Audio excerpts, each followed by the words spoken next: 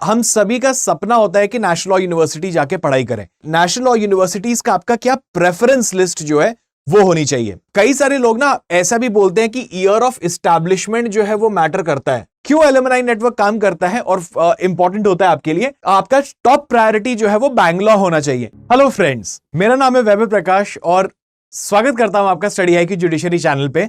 और अभी हम लोग एक काम ये करेंगे कि आज हम लोग डिस्कस करेंगे कि आपके नेशनल लॉ यूनिवर्सिटीज का प्रेफरेंस क्या होना चाहिए। देखो, हम सभी का सपना होता है कि नेशनल लॉ यूनिवर्सिटी जाके पढ़ाई करें। जैसे साइंस के स्ट्रीम के बच्चों का जिन्हें इंजीनियरिंग करनी है उनका सपना होता है IITs जाके पढ़ें। वैसे ही जो मेडिकल कर रहे हैं, जो बायोलॉजी पढ़ रहे हैं, उनका सपना होता है कि वो एम्स जाके पढ़ें या कोई और गवर्नमेंट कॉलेजेस जाके पढ़ें। सिमिलरली जैसे जो मैनेजमेंट कर रहे होते हैं उनको होता है, उनके एम्स एंड एस्पिरेशंस होते हैं कि वो IIM जाके पढ़ाई करें। वैसे ही अगर आप लॉ एस्पिरेंट हो और आपको लॉ पढ़ना है तो आपका aim and aspiration, I am sure अब तक आपने ये कर लिया होगा कि आपको एक नेशनल लॉ यूनिवर्सिटी जाके पढ़ना है। अगर आपको एकदम ही आइडिया नहीं है इसके बारे में तो चलो ठीक है, इसके बारे में भी समझ लेते हैं कि there are multiple national law universities जो कि IITs and IIMs and AIIMS की तरह है, जो कि लॉ के फील्ड में प्रीमियर इंस्टीट्यूशंस होती है। अब लेकिन कौन से NLU को हमारा टारगेट होना चाहिए, कौन से NLU को हम टारगेट करें, किस तरीके से हम सोचें और किस what should be our consideration factors कि हमारे कौन से NLUs जो है वो हमारा टारगेट होना चाहिए। तो आज जो है हम बात करेंगे इस सेशन में, जहां पे कि वी विल सी कि नेशनल लॉ यूनिवर्सिटीज का आपका क्या प्रेफरेंस लिस्ट जो है वो होनी चाहिए। तो before we discuss all of that, सबसे इंपॉर्टेंट चीज ये होती है कि हमें समझना यह है कि क्या ऐसे पॉइंट्स होते हैं जिनको कि आपको ध्यान में रखना पड़ता है। देखो, कई सारे लोग ना ऐसा भी बोलते हैं कि ईयर ऑफ एस्टैब्लिशमेंट जो है वो मैटर करता है, ठीक है, कि किस साल में वो नेशनल लॉ यूनिवर्सिटी जो है वो बनी थी, ठीक है। तो no doubt year of establishment matter करेगा कि जितना ज्यादा पुराना नेशनल लॉ यूनिवर्सिटी है उसके पास उतना ज्यादा एक्सपीरियंस है, उसका एलुमनाई नेटवर्क जो है वो उतना ही ज्यादा बड़ा होगा।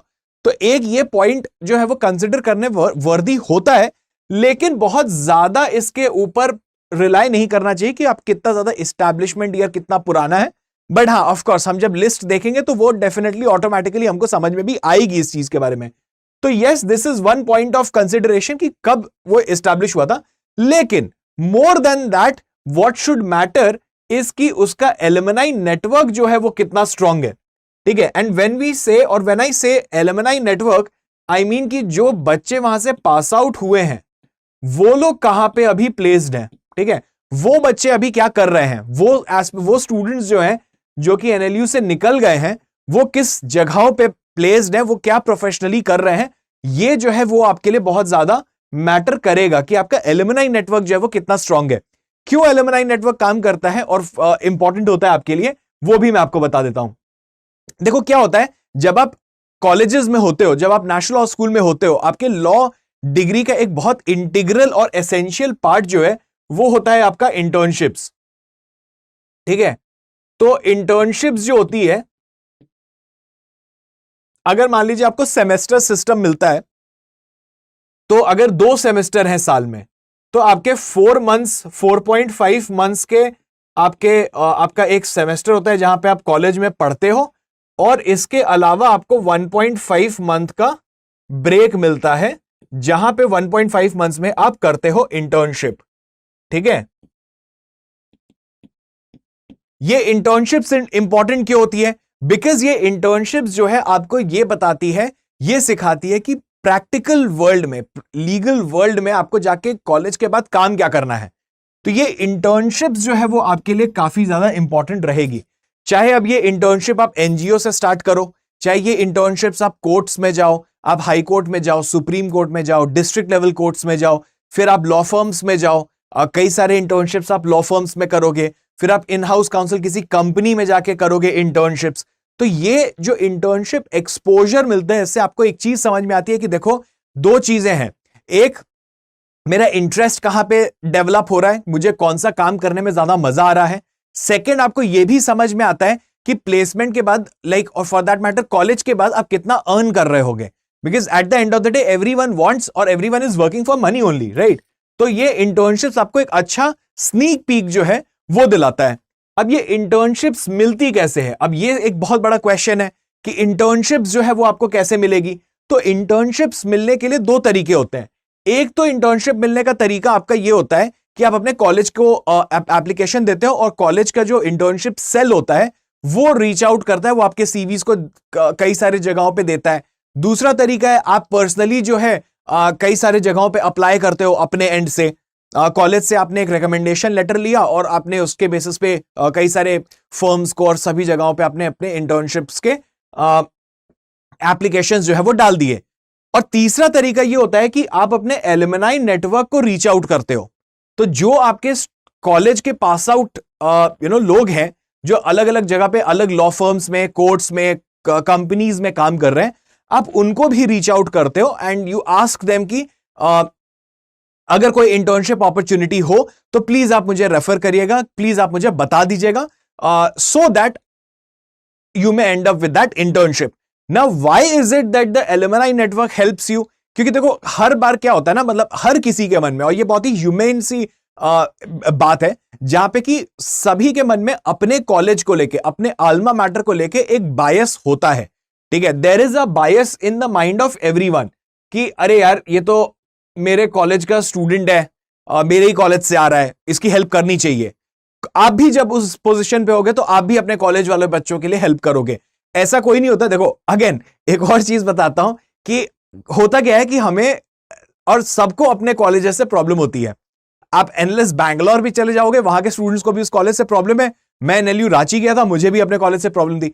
प्रॉब्लम हमें अपने कॉलेजेस से होती ही होती है, लेकिन वहां के जो हमारे पीयर्स होते हैं, जो हमारे जूनियर्स होते हैं, जो हमारे कंटेम्पररी होते हैं, हमारे बैचमेट्स होते हैं, उनसे नहीं होती है।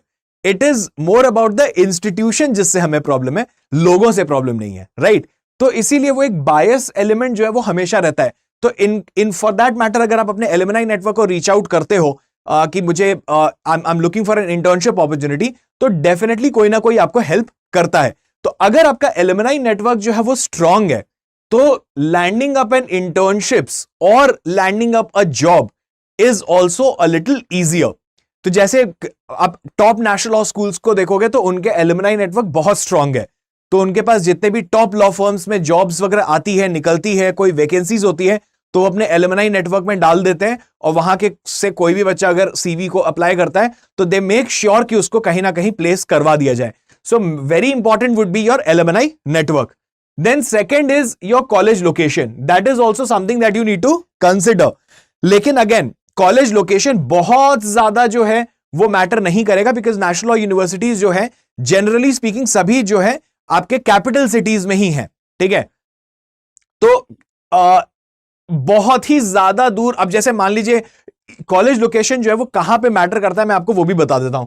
टॉप 10, टॉप 15 एनएलयूज के लिए, टॉप 10 एनएलयूज के लिए तो कॉलेज लोकेशन डेफिनेटली मैटर नहीं करता है।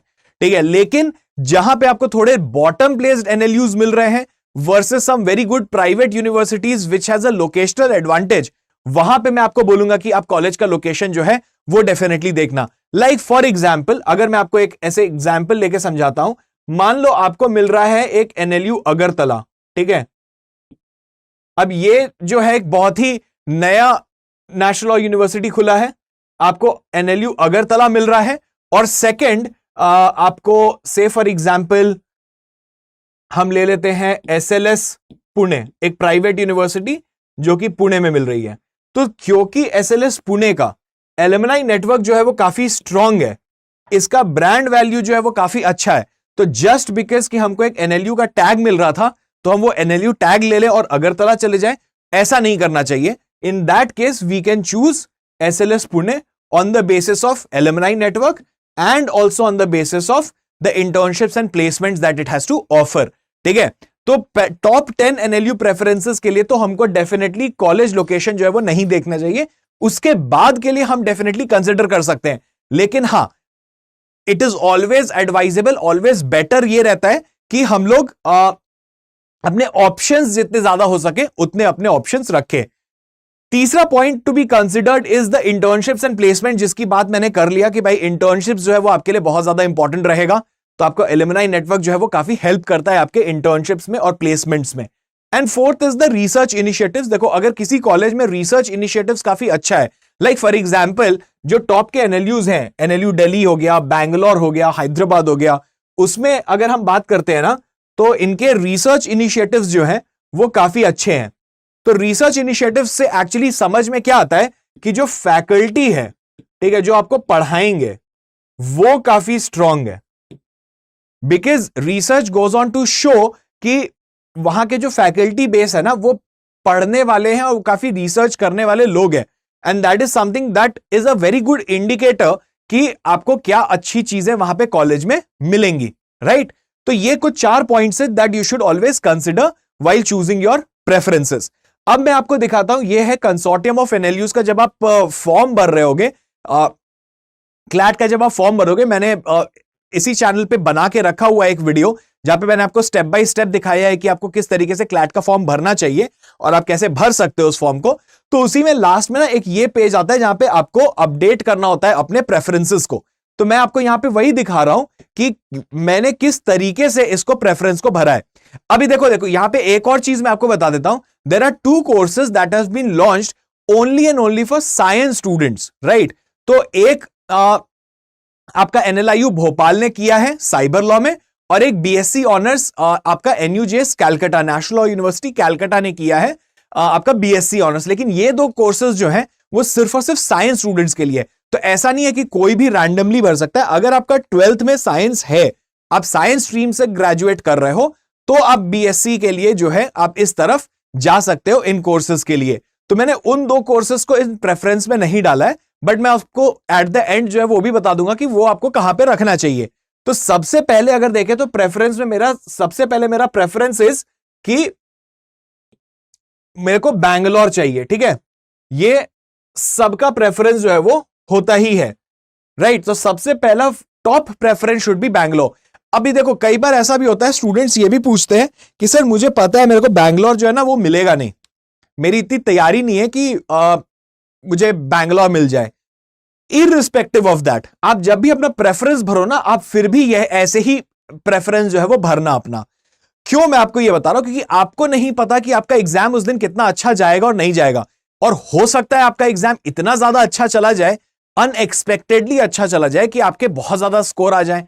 तो जस्ट बिकॉज अब मान लो मैंने अपने को बोला कि यार मेरे को ना शिमला मिल सकता है, तो मैं सबसे पहले डाल देता हूं Shimla. Because what happens is, जो आपका टॉप प्रायोरिटी होती है, जो आपकी फर्स्ट प्रेफरेंस होती है, अगर वो आपको मिल गया तो उसके बाद आपका अपग्रेडेशन पॉसिबल नहीं है। लेकिन अगर मान लो मेरे को फर्स्ट उसमें से फॉर एग्जांपल मेरे को फर्स्ट लिस्ट में एनएलयू उड़ीसा मिलता है और मेरा प्रेफरेंस जो है टॉप बैंगलोर है, और नेक्स्ट में मान लो कई सारे स्टूडेंट्स छोड़ते हैं और नेक्स्ट में मैं, तो पॉसिबिलिटी है कि मैं एनएलयू उड़ीसा से पटियाला पहुंच जाऊं, और मे बी उसके बाद वाले लिस्ट में पटियाला से लखनऊ आ जाऊं। तो there is always a possibility of upgradation in the different lists that come out after your CLAT examination is done, ठीक है? तो इसीलिए आपका टॉप प्रायोरिटी जो है वो बैंगलोर होना चाहिए। इसमें एनएलयू दिल्ली कहीं पे भी नहीं है, क्योंकि एनएलयू दिल्ली जो है वो क्लैट स्कोर को नहीं एक्सेप्ट करता, उनका अपना सेपरेट एंट्रेंस एग्जामिनेशन है विच इज AILET, ठीक है? तो बैंगलोर जो है वो आपका टॉप प्रायोरिटी होना चाहिए। Second should be NALSAR Hyderabad, third should be your NUJS Calcutta, west Bengal national university of juridical sciences, जो कि कैलकाटा में है। उसके बाद NLU जोधपुर जो कि राजस्थान में है, should be your fourth preference. उसके बाद NLIU भोपाल, यहां पे मैंने डाला है BA LLB ऑनर्स वाला, ठीक है?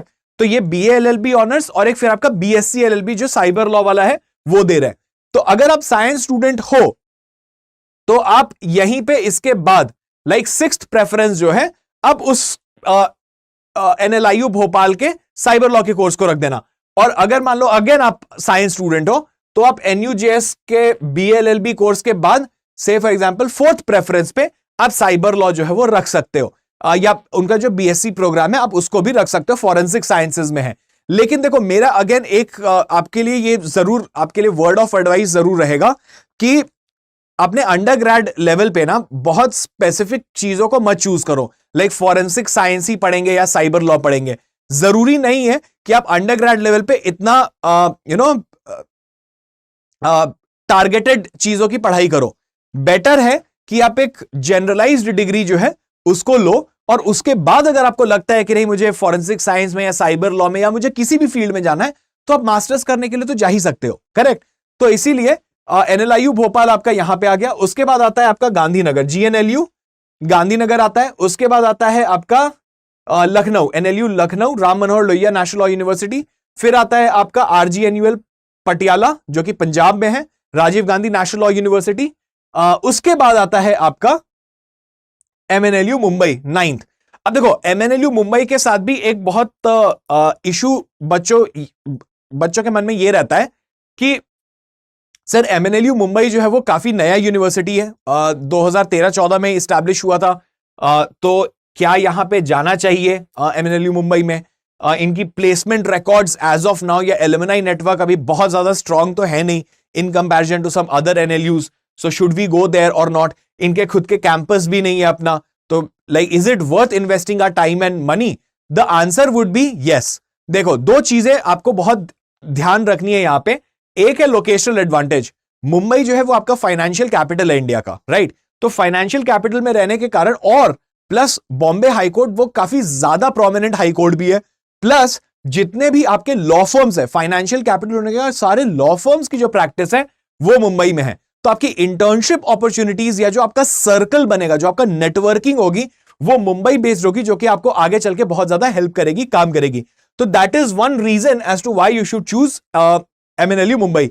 Second factor is like I said कि अब जैसे आपके नेटवर्किंग होंगे वैसे ही कॉलेज का भी अपना नेटवर्क बनता है। तो कॉलेज भी अपना नेटवर्क इसी तरीके से बिल्ड करता है जहां पे a lot of people from different law firms and different walks of life आते हैं और आपके साथ इंटरैक्ट करते हैं। तो उससे भी यूनिवर्सिटी को फायदा होता है और यूनिवर्सिटी का उसका टिकल डाउन इफेक्ट ये होता है कि उसका फायदा बच्चों को भी मिलता है। So yes, MNLU Mumbai is something जो कि लोकेशनल एडवांटेज के कारण आपको डेफिनेटली ऊपर रखना चाहिए।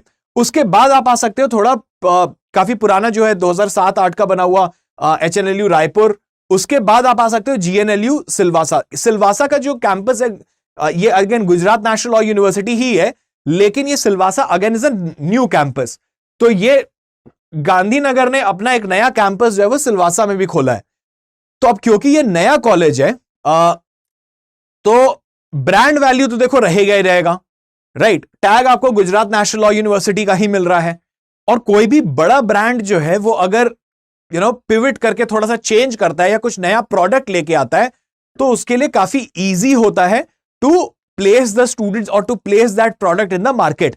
तो सेम वे क्योंकि गुजरात नेशनल लॉ यूनिवर्सिटी का ऑलरेडी एक एलुमनाई नेटवर्क बहुत स्ट्रांग बना हुआ है, इट्स जस्ट कि कैंपस अलग है, तो डज नॉट मीन कि एलुमनाई नेटवर्क ही पूरा चेंज हो जाएगा।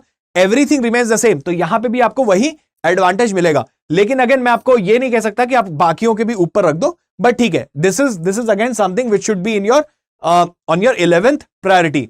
देन उसके बाद आप कोची जा सकते हो।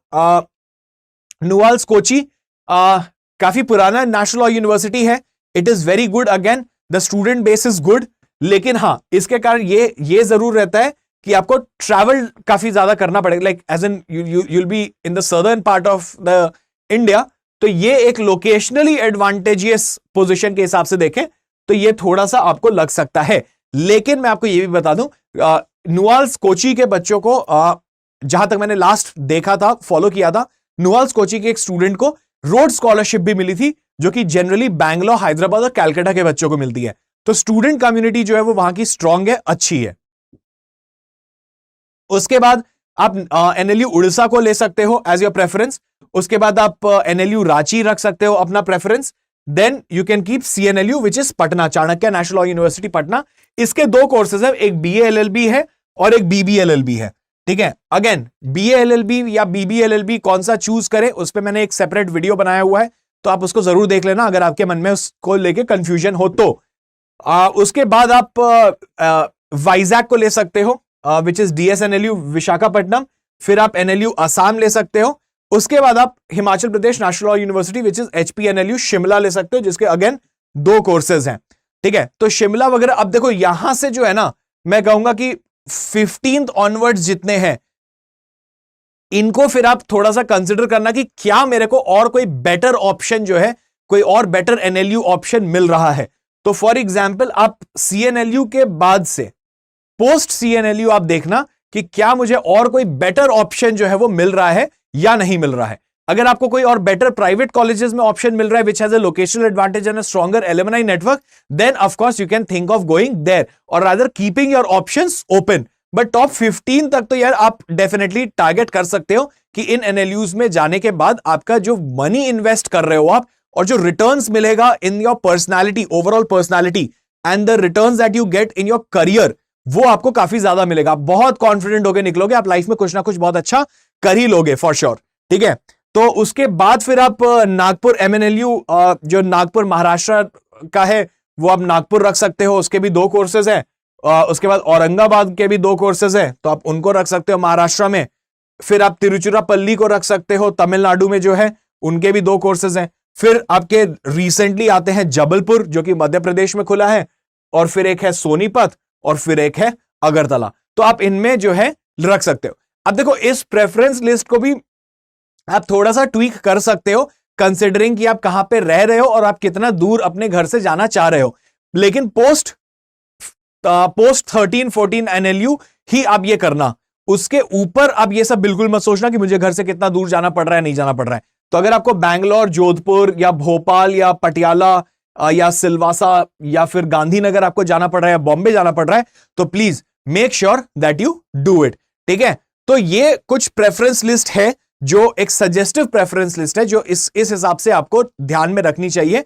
और अगर आपको कोई भी डाउट है, आपके मन में कोई सवाल है, आप मुझसे बात करना चाहते हो, you can reach out to me on my Telegram handle और माई इंस्टाग्राम, एंड मिलते रहेंगे, जानते रहेंगे और आपके जर्नी में आपको डेफिनेटली हेल्प करते रहेंगे। So till we meet again in the next session, stay safe, take care, happy preparations and thank you so much, bye bye.